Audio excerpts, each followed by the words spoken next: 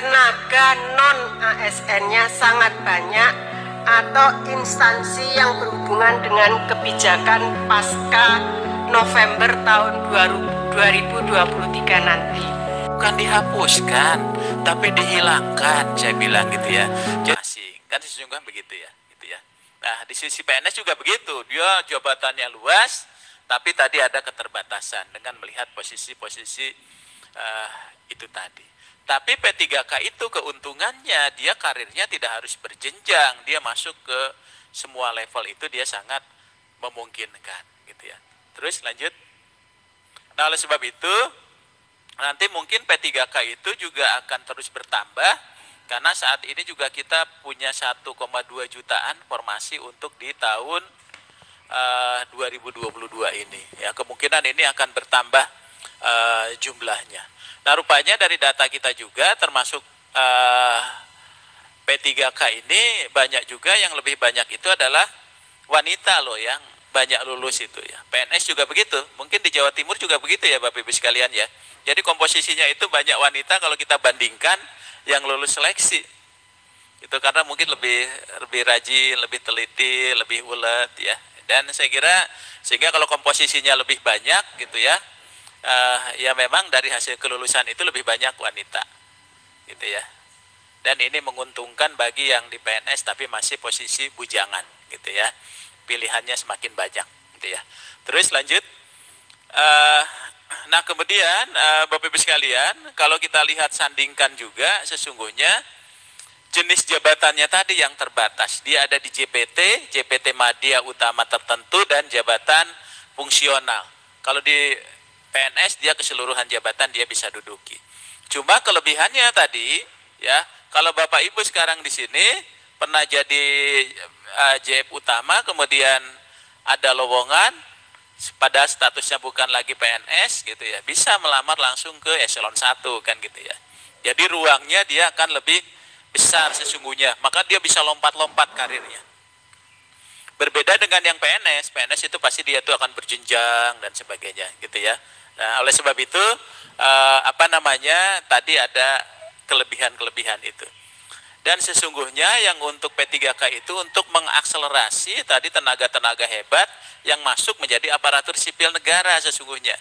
Jadi kalau kita memasukkan orang P3K tapi tidak punya kompetensi apa-apa, sebetulnya bertentangan dengan filosofi perekrutan P3K. Tapi akhirnya itu bergeser Pak Hasim karena posisi situasi ya. Yang sesungguhnya kita ternyata di luar negeri ada ahli nuklir gitu. Nggak mungkin dia ke sini jadi peranata nuklir hari pertama, tapi kita rekrut langsung ahli utama misalnya gitu. Tapi karena dia keahliannya, dia profesor di luar negeri, dia ahli di bidang apa gitu, ke sini pun jadi profesor. Karena kalau dia jadi PNS akan menjadi asisten ahli lagi. Nah sebetulnya itulah yang membuat P3K itu menjadi menarik. Tapi dia harus dalam jangka waktu tertentu. Nah, kalau sekarang banyak juga tuh yang waktunya nggak tentu malah, ya kapan berakhirnya. Ya ada dirjen yang sampai 10 tahun jadi P3K terus gitu ya. Seharusnya 5 tahun dia sukses nggak nih? Kalau sukses lanjut, kalau enggak ya selesai gitu ya. Terus lanjut. Kemudian prosesnya pun sama gitu ya. Manajemen P3K itu dijalankan sehingga apa? Tadi memang sistem meritokrasi di dalam sistem manajemen P3K pun dia melekat ke dalam prosesnya. Ya, jadi nggak bisa lagi orang langsung diangkat dan sebagainya. Walaupun saat ini banyak tadi keinginan untuk itu. Nah makanya kalau saya sih nanti ke depan barangkali apakah penilaian terhadap manajemen ASN itu termasuk tata kelola di dalam P3K-nya sudah betul apa tidak? Ya. Hari ini teman-teman kami di RB tadi saya cerita ke Pak Hasim lagi rapat tuh tentang kaitan dengan penyalahgunaan wewenang dalam pengangkatan jabatan maupun pengangkatan menjadi PNS. Dan dilalahnya dari proses itu yang didiskusikan saat ini adalah loh kok ada lah ya kabupaten kota ataupun instansi yang sudah sistem meritnya sangat baik, sudah dapat penghargaan, tapi di dalamnya masih terjadi proses jual beli jabatan, kemudian ya macam-macam lah. Jadi nggak selaras. Ini jangan-jangan tempat kita diberikan penghargaan seolah-olah jadi melegitimasi. Jadi kalau ada pelanggaran di dalam jadi nggak kelihatan. Ini jangan sampai juga jadi kontraproduktif, ya. Kemudian institusinya diberikan penghargaan, orang dalamnya nggak nerima. Kayaknya belum layak deh instansi saya gitu ya. Nah itu juga jangan sampai terjadi seperti itu. Nah jadi artinya Bapak Ibu sekalian, proses ini harusnya sejalan dengan praktek-praktek terbaik di dalam konteks manajemen ASN kita. Ya, karena kita seringkali bangga dengan penghargaan-penghargaan itu, tapi belum selaras tuh dengan proses perbaikan reformasi birokrasi yang ada di dalamnya. Nah, ini barangkali nanti yang harus dilakukan perbaikan-perbaikan, termasuk juga penguatan fungsi pengawasan, gitu ya. Penguatan fungsi pengawasan. Ya, jadi saya termasuk yang sering menyampaikan masukan tuh ke KSN. KSN itu jangan melaksanakan administrasi pengawasan, tapi harus melaksanakan fungsi pengawasan. Karena kalau administrasi pengawasan itu ya izin-izinnya aja dikeluarkan, itu administrasi pengawasan. Tapi ketika terjadi benturan kita harus berani melawan itu, ya. Karena fungsi pengawasan itu pasti harus bertolak belakang. Ketika bertolak belakang kita harus berani. Karena yang diamankan dari proses pengawasan itu PPK. Siapa PPK? Tadi menteri, bupati, wali kota, gubernur, dan termasuk juga presiden. Ya, jangan sampai tanda tangan gitu, kemudian di sananya terjadi tadi kesalahan prosedur dan sebagainya. Terus lanjut. Kemudian Bapak Ibu sekalian, di dalam proses penetapan ini memang kita masih terbatas di jabatan-jabatan ini. Sesungguhnya di PPPK itu jabatan-jabatan tertentu, ya, nggak bisa jabatan-jabatan yang memang kita miliki, kita P3K. Ini kalau kita sesungguhnya di sana. Tapi kita akhirnya juga berubah tuh karena tuntutan situasi dan sebagainya. Guru juga sesungguhnya P3K itu guru-guru yang kompetensinya kita nggak punya, gitu ya. Ya, yang kita nggak punya. Jadi betul-betul harusnya P3K itu dia melebihi kompetensinya dari PNS. Karena dia itu direkrut karena keahlian-keahliannya yang diberikan secara khusus, gitu ya, secara khusus. Ya, terus lanjut. Nah, oleh sebab itu Bapak Ibu sekalian, sekarang ini kita sedang mengembangkan lagi beberapa jabatan yang 46 ini juga mungkin akan berkembang lagi. Nah, termasuk nanti kami kalau sudah melihat proses pendataan itu, barangkali juga kita akan ngambil kebijakan-kebijakan apa sih yang memang tadi yang tidak terpenuhi secara kualifikasi. Ya, secara kualifikasi. Termasuk ada yang di Papua kemarin kita coba juga berikan ruang untuk diangkat ya ke dalam jabatan pelaksana dan sebagainya. Nah, kenapa ini kita harus batasi? Karena memang ada beberapa jabatan yang memang dia itu tidak bisa diisi oleh non-PNS atau yang berstatus sebagai P3K. Ya. Tapi juga pengisian-pengisian itu akan juga tergantung kepada institusinya. Ya, misalnya di bidang intelijen, agen itu tidak boleh P3K. Tapi kalau ada arsiparis itu masuk ke dalam yang bisa diisi oleh P3K. Ketika arsiparisnya bekerja di BIN, di Badan Intelijen Negara, maka dia harusnya memakai bukan lagi P3K, harus arsiparis yang PNS. Karena kenapa? Di sana potensi rahasia negara itu banyak. Gitu ya. Jadi dilihat juga dari aspek institusinya. Ya, jadi arsiparis itu dibuka, tapi ketika dia tugasnya di BIN, di Badan Intelijen Negara, harusnya bukan P3K, harusnya kita ambil yang status sebagai pegawai negeri sipil misalnya, karena dia sudah lebih terikat gitu dari aspek regulasi dan sebagainya. Ya, terus lanjut. Kemudian Bapak Ibu teman-teman sekalian, di dalam proses pengadaannya pun begitu.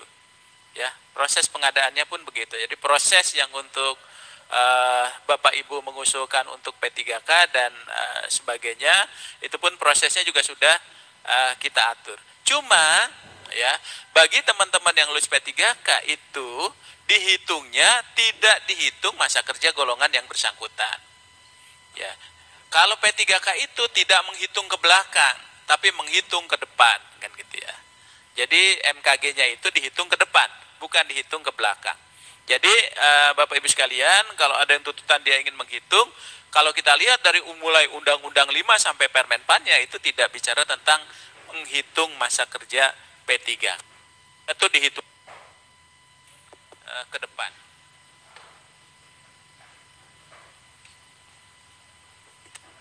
Ini baterainya cepat habis nih, Pak Asip. Ya.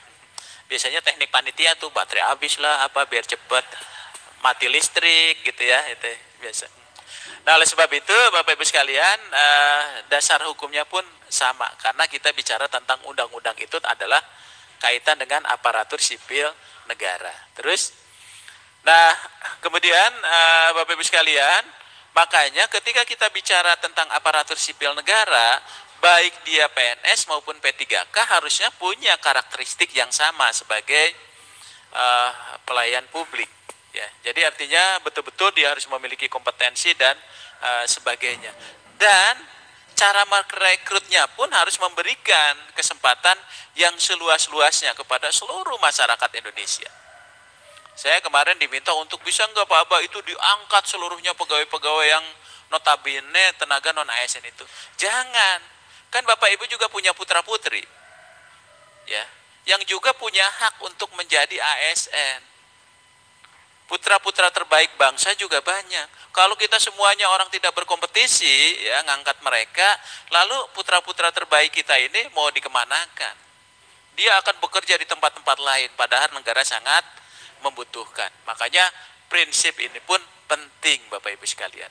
Jadi beda perlakuannya ketika kita bicara di PP 48 2005 dengan kondisi saat ini. Ya, dengan kondisi saat ini.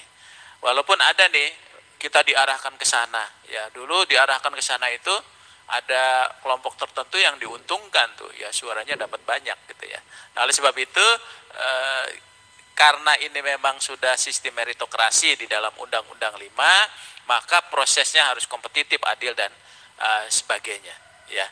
Kemudian lanjut.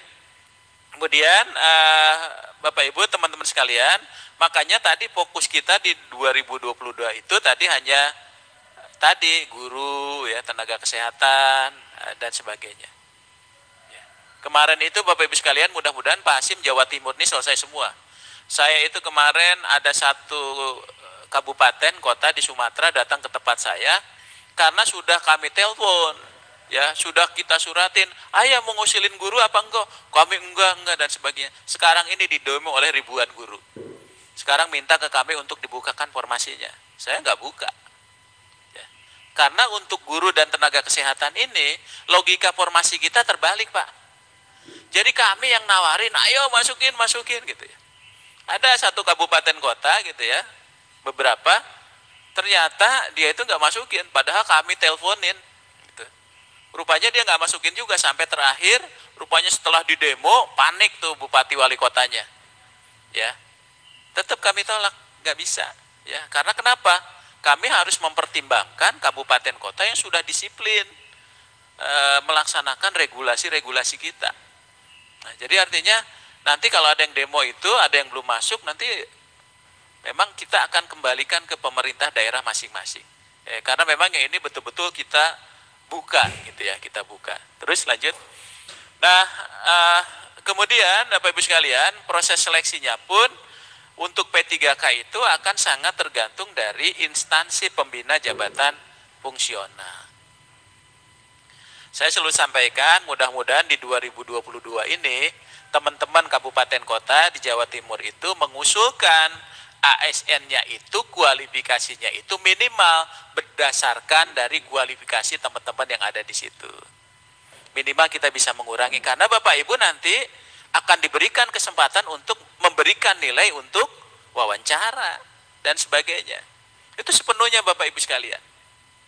Nah, strategi-strategi ini juga kalau menurut saya jadi penting nih dalam rangka kita penyelesaian tenaga-tenaga non-ASN. Ya, jadi artinya kita jangan berpikir bahwa wah ini kita bisa langsung diangkat, karena kita ada aturan-aturan, ya. Sehingga gimana nih strategi kita bisa ngangkat tapi juga tidak menyalahi aturan-aturan itu. ya. Nah, saya kira itu menjadi penting tuh Bapak Ibu sekalian, gitu ya.